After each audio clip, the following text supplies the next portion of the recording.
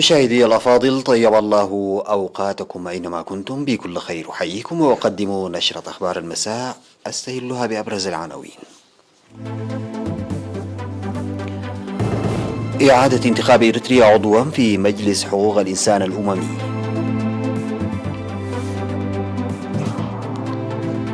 إحياء يومي الغذاء ومكافحة الفقر.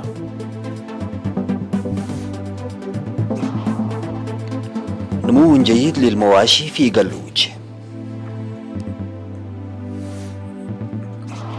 حزب الله يتهم حزب القوات اللبنانية بإشعال اشتباكات بيروت. 130 قتيلا وجريحا بتفجير انتحاري استهدف مسجدا بمدينة قندهار. روسيا والصين تجريان مناورات مشتركة في بحر اليابان.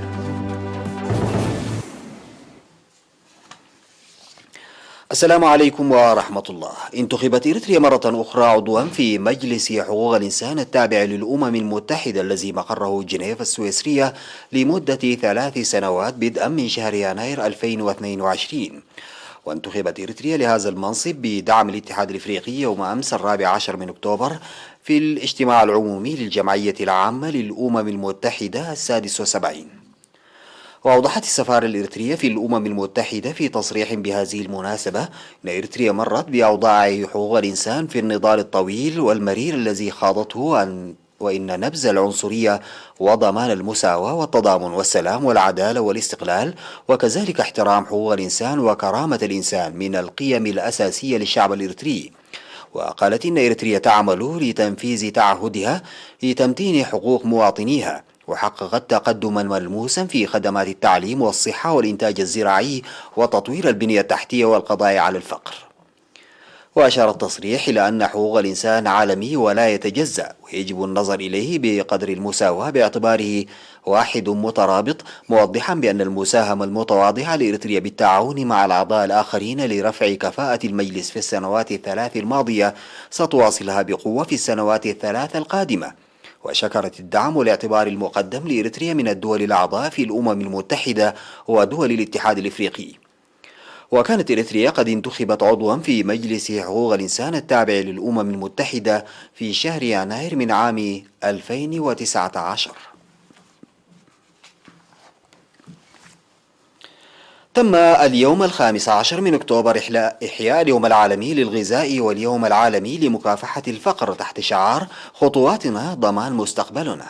وقال وزير الزراعة السيد رفاين برهي في المناسبة التي نظمت في وزارة الزراعة بحضور الوزراء وممثلي منظمات الأمم المتحدة في إريتريا والمزارعين النموذجيين وضيوف مدعوين، قال إن إريتريا باعتبارها تقع في منطقة الساحل والصحراء الجافة فإن من الضرورة القيام بأنشطة حماية التربة وحفظ المياه للحصول على إنتاج وافر، موضحا تنفيذ برامج فاعلة بمشاركة شعبية واسعة في السنوات الثلاثين الماضية.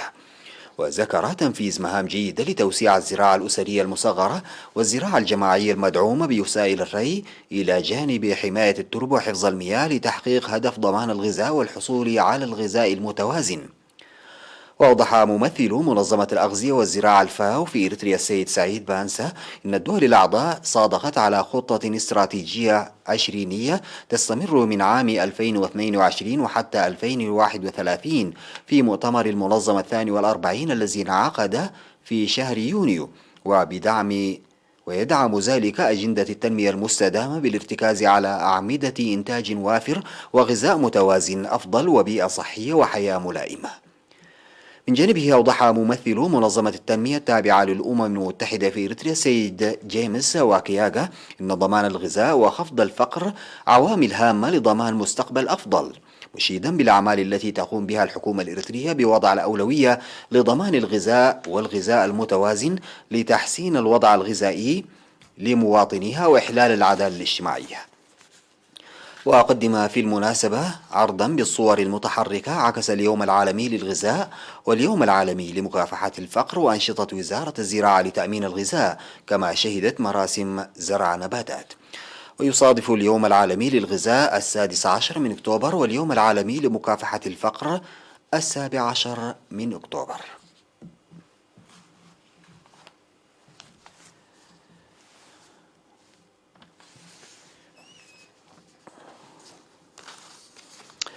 أعلنت وزارة الصحة بأن الفحوصات المخبرية التي أجريت اليوم في مراكز العزل والفحص في الإقليم الأوسط أسفرت عن إصابة 3 مواطنين بفيروس كورونا في أسمرة، وظهرت إصابة واحدة في مركز العزل وإصابتان في معامل الفحص.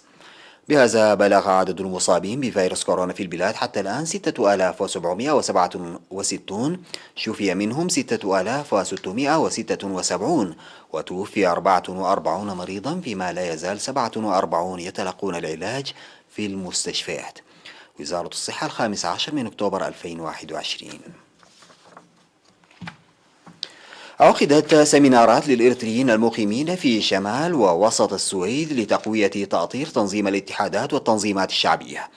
وقدم مسؤول الشؤون الشعبية والمجتمعية سيد سيراك بهلبي ومسؤول الشؤون القنصلية سيد إسياس جبراي في سفارة إريتريا توضيحا في السيمينارات المنعقدة منذ 21 سبتمبر حول راهن الأوضاع في البلاد والتطورات الإقليمية، داعين الجاليات والتنظيمات الوطنية لتقوية المساهمة للدفع بكل جوانب التصدي الوطني. وأوصى المشاركون في السيمينارات لاستمرارية عقدها لدورها في خلق منصة الحوار والتوعية ووحدة المواطنين عامة والتنسيق بين المنظمات الوطنية على وجه الخصوص.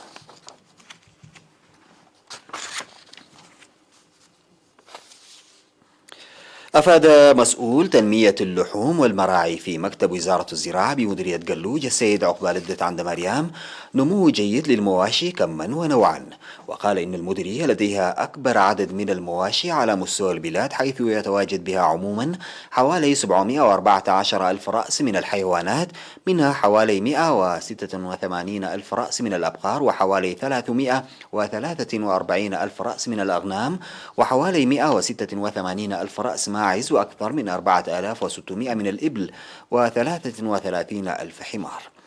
وذكر عدم وجود أمراض مقلقة نتيجة للمتابعة المستمرة والتطعيم، وإن مصادر المياه مضمونة لوجود سدي قرست وبادميد و15 حفيرا، فضلا عن مساحة 228 ألف هكتار من المراعي وبقايا حشائش المزارع. وقال إن إنتاج الألبان واللحوم ليست كافية مقارنة مع كثرة المواشي، ويجب على المزارعين الانضواء في جمعية لضمان إنتاج كاف من الألبان واللحوم لسد الطلب. ودعا لحماية الأراضي المحمية للمراعي ومراقبة الرعاة لمواشيهم لعدم الدخول إلى المزارع.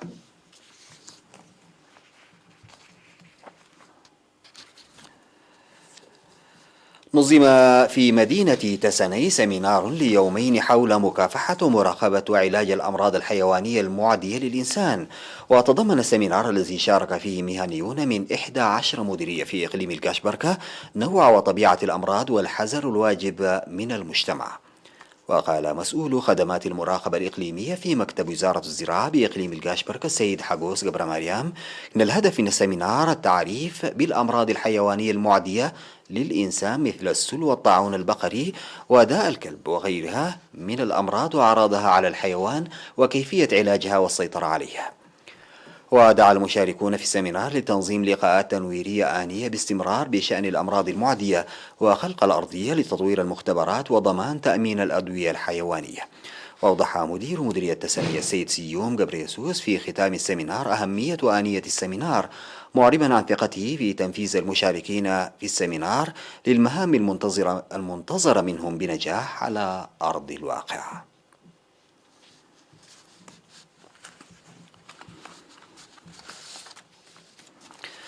بعد الفاصل سيداتي وسادتي أعود بالأخبار الخارجية.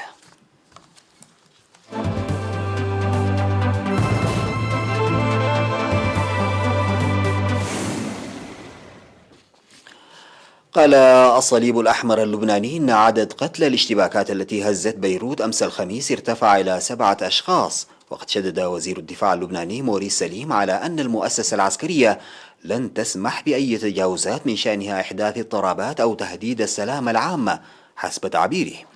وبحث وزير الدفاع في لقاء بالرئيس اللبناني ميشيل عون الأوضاع الأمنية في البلاد والدور الذي قام به الجيش لضبط الوضع وإعادة الأمن بعد أحداث منطقة الطيونة في بيروت.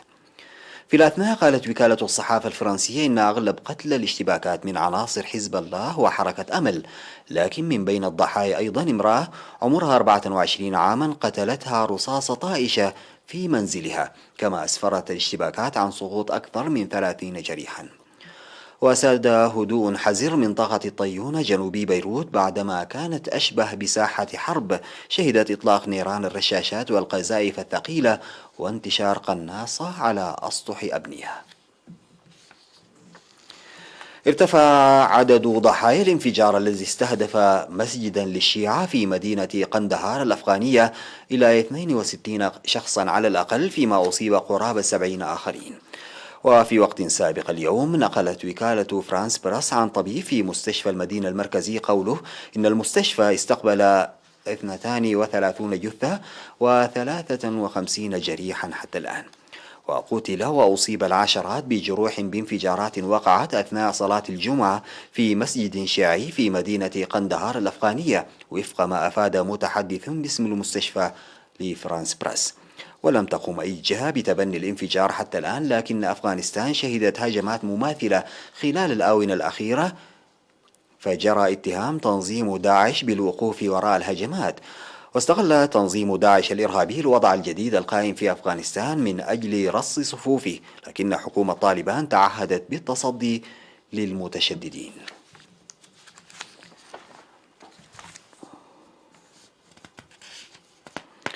قالت وزارة الدفاع الروسية في بيان إن روسيا والصين أجرتا مناورات بحرية مشتركة في بحر اليابان للتدرب على طريقة العمل معا وتدمير الألغام العائمة بنيران المدفعية. وتأتي المناورات في إطار تدريبات التعاون البحري بين البلدين في الفترة من 14 إلى 17 من أكتوبر، وتشارك فيها سفن حربية وسفن دعم من أسطول المحيط الهادئ الروسي، بما في ذلك كاسحات ألغام وغواصة. وتوثقت العلاقات العسكرية والدبلوماسية بين موسكو وبكين في السنوات الأخيرة في وقت توترت فيه علاقاتهما مع الغرب، وفق وكالة رويترز للأنباء. وقالت وزارة الدفاع الروسية إن مدمرتين وغواصة وطرادين من بين السفن التي أرسلتها بكين للمشاركة في التدريبات. وأوضحت الوزارة أن القوى المشتركة ستتدرب على إطلاق النار على أهداف صممت لتحاكي سفن العدو، وستجري تدريبات للدفاع الجوي بمشاركة طائرات مقاتلة روسية متعددة المهمات من طراز SU-30 SM وطائرات هليكوبتر.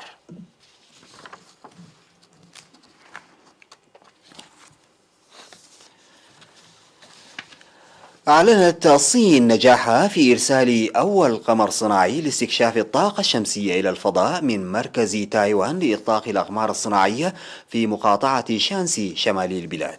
وذكرت هيئة الفضاء الوطنية الصينية وفقا لوكالة الأنباء الصينية شينخوا إن القمر الصناعي أطلق على متن صاروخ لونغ مارش دي 2 ودخل مداره المخطط بنجاح. ومن المتوقع أن يؤدي القمر الصناعي الذي سيجري أول استكشاف فضائي للتصوير الطيفي لطاقة ألف الشمسية إلى تحسين قدرة الصين على البحث في مجال استكشاف الطاقة الشمسية.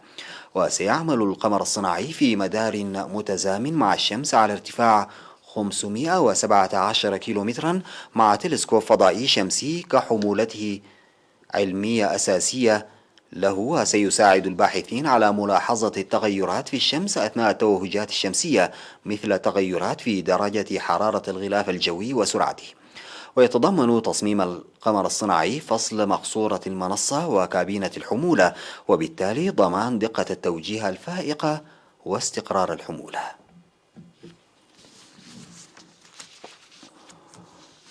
ختاما سيداتي وسادتي لنشرة أخبار المساء أعود فأذكر بعناوينها.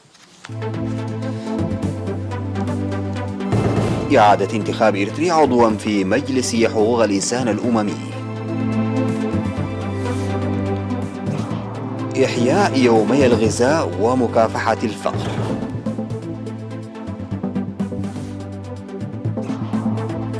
نمو جيد للمواشي في جلوج. حزب الله يتهم حزب القوات اللبنانية بإشعال اشتباكات بيروت. 130 قتيلا وجريحا بتفجير انتحاري استهدف مسجدا بمدينة قندهار. روسيا والصين تجريان مناورات مشتركة في بحر اليابان. ختام نشرة أخبار المساء قدمتها لحضراتكم من الفضائية الإريترية. شكرا لمتابعتكم. السلام عليكم ورحمة الله تعالى وبركاته.